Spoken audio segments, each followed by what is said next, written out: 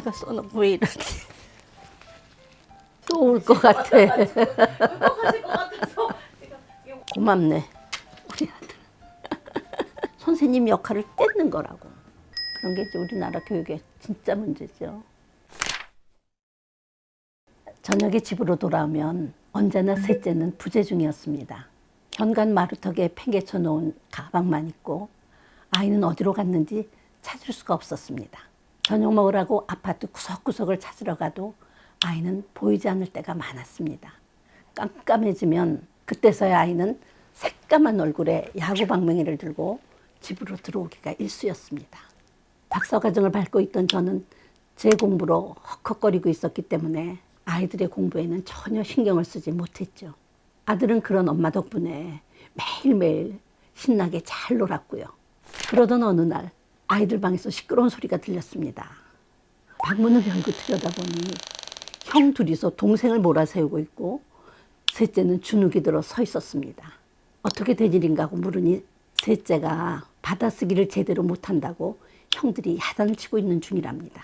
아이의 공책을 뒤적여보니 시뻘겋게 틀렸다는 표시가 잔뜩이고 점수는 50점, 60점대가 태반이었습니다. 주눅이 들어있는 아이를 보니 마음이 짠했지만 저는 할 말이 없었습니다. 한 번도 아이의 받아쓰기 시험에 신경을 써보지 못했고 글씨를 모르고 학교에 갔어도 학교 수업은 잘 받고 있으리라고 믿었으니까요.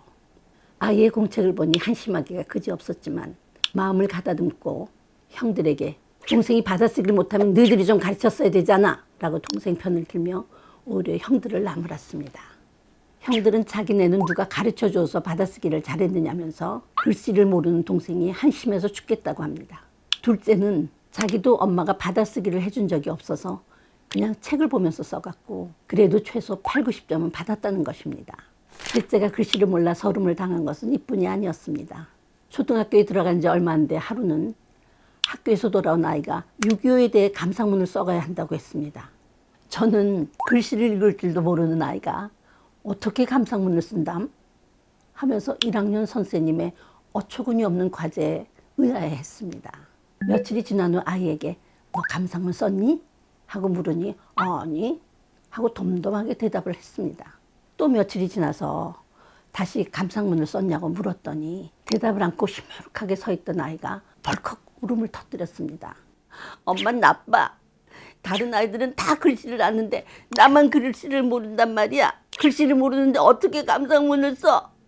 아이의 고통이 저의 가슴으로 옮겨왔습니다. 대부분의 아이들이 글씨를 읽고 쓸 줄 안다고 선생님은 1학년들에게 제대로 글씨를 가르쳐주지 않았나 봅니다. 글을 읽을 줄도 모르는 아이를 다시 하자. 내가 괜히 눈물이 나와. 저도 눈물 났잖아요. 아유,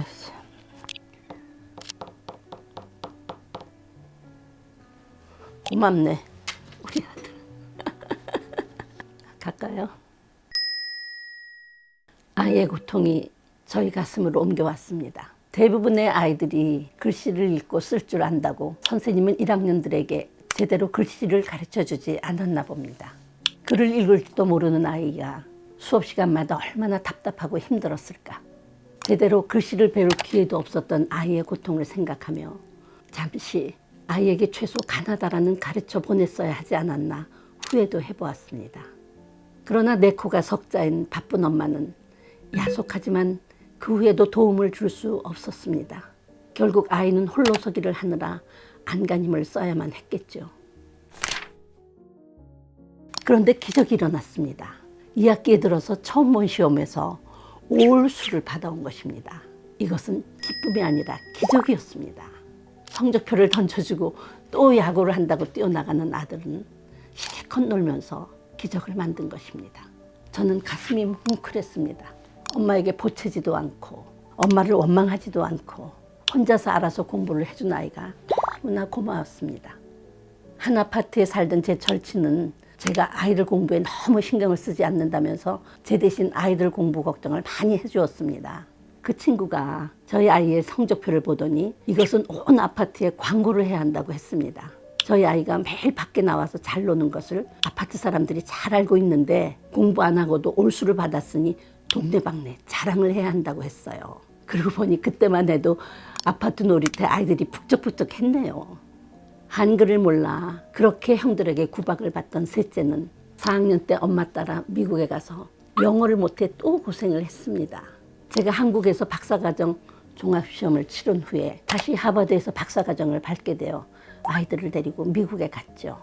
아이는 영어로 자기 이름도 쓸 줄 모른 채 미국 학교에 입학하여 힘들어했지만 저는 제 공부만으로도 벅차서 아이에게 영어를 가르쳐야겠다는 생각은 꿈도 꿀 수가 없었습니다. 결국 아이는 첫 학기 영어 시험에 D를 받았지만 또 그런대로 엄마의 도움 없이 살아남아 주었습니다. 어려서부터 놀기를 좋아하고 선행학습은커녕 진도를 쫓아가기도 힘들었던 아이는 실컷 노른 덕분인지 대학에 가더니 너무나 열심히 공부를 하기 시작했어요. 지금은 이제 화학 박사가 돼서 미국 대학교에서 교수로 제자들을 키우면서 나노에 관한 연구를 열심히 하고 있답니다. 현재 우리나라에서는 불필요한 선행학습이 아이들과 부모를 모두 괴롭히고 있습니다. 미리 배우면 다른 아이들보다 조금 먼저 알기 때문에 당장은 앞서 나가는 것 같고 다른 아이들이 모르는 것을 알기 때문에 아이는 으쓱할 수도 있고 부모도 자랑스러워합니다. 그러나 막상 배웠던 것을 다시 배울 때 아이는 흥미를 잃게 되고 흥미를 잃으면 교육의 효과는 뚝 떨어지게 마련이죠. 학자들은 글자를 배우는 것은 아이들의 발달상 초등학교 1학년이 적기라고 생각하고 있고 거의 대부분의 나라가 이 시기에 글자를 가르치고 있습니다. 그런데 성급한 우리나라의 부모님들은 학교에 가서 배워야 하는 한글을 미리 가르쳐서 학교에 보냅니다. 이것은 초등학교 교사들이 해야 할 일을 부모님들이 가르치는 것이라고 저는 생각합니다. 우리는 세금을 내고 그 세금으로 교사들에게 월급을 줍니다. 그런데 교사가 할 일을 부모님들이 하시면서 본인은 아니지만 초등학교 1학년부터의 공교육을 완전히 망쳐버리고 있죠. 1학년 선생님들은 교육과정상 한글을 가르쳐야 하지만 가르칠 수가 없습니다. 이미 한글을 아는 아이들에게 가나다라를 가르친다면 흥미도 없을 것이며 아는 것을 굳이 다시 가르칠 필요도 없으니까요. 무언가 새로운 것을 배울 것이라고 눈이 반짝반짝하던 아이들은 이미 사라졌다는 것이 초등학교 교사들의 넋두리입니다. 그뿐 아닙니다. 아무리 유능한 교사라 해도 한글 수준이 각기 다른 아이들을 동시에 효율적으로 가르치기는 쉽지 않습니다. 결국 각자 내 아이만 위한 선행학습이 공교육을 파행으로 내몰게 되는 것이죠. 선행학습보다 더 중요한 것은 발달에 맞는 적기교육이고 선행학습보다 선행되어야 할 것은 동기화입니다. 우리 인간에게는 내적 성장의 힘이 있기 때문에 아무리 어린 아이라 해도 앞을 향해 발전적으로 나아가려고 합니다. 그러므로 중요한 것은 자녀들이 새로운 것을 해보고 싶고 절실하게 배우고 싶은 마음이 들도록 옆에서 도와주시는 것입니다. 제발 부모님들이 교사 역할까지 하면서 자녀들로 하여금 공부를 하면 넘더리가 나도록 하지 마시고 아이들과는 즐겁게 놀아주시고 상상력을 키울 수 있는 대화를 좀 많이 해주세요. 부모님들도 다 경험해 보셨잖아요. 누가 시켜서 하면 능률도 나지 않고 재미도 없다는 걸 말이에요. 아니 우리 어릴 때 누가 가르쳐서 했냐고. 다 그냥 다 배웠지.